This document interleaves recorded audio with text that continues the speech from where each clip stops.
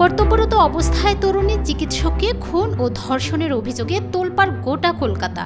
গত ৮ আগস্ট দিবাগত রাতে আরজি করে নিজ কর্মস্থলে এই ঘটনা ঘটে। মর্মান্তিক এই ঘটনার প্রতিবাদে সরব হয়েছেন সব শ্রেণী পেশার মানুষ, সরব হয়েছেন টলিউডের তারকারাও।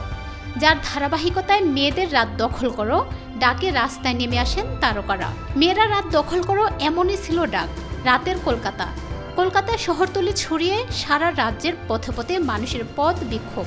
নারীরা অগ্রভাগে, তবে পুরুষেরাও নেমেছেন পথে প্রতিবাদে। রাস্তায় নেমেছেন টলিউডের জনপ্রিয় সব তারকা। প্রাক্তন সংসদ সদস্য মিমি চক্রবর্তী, নুসরাত ছাড়াও এতে অংশ নেন শুভশ্রী গাঙ্গুলি, পার্ণমিত্রর মতো অভিনেত্রীরা। তাদের সঙ্গে যোগ দিয়েছিলেন অরিন্দম শীল, বীরসা দাশগুপ্ত। উত্তাল কলকাতার রাতের এই দৃশ্য ছড়িয়ে পড়েছে সামাজিক যোগাযোগ মাধ্যমে।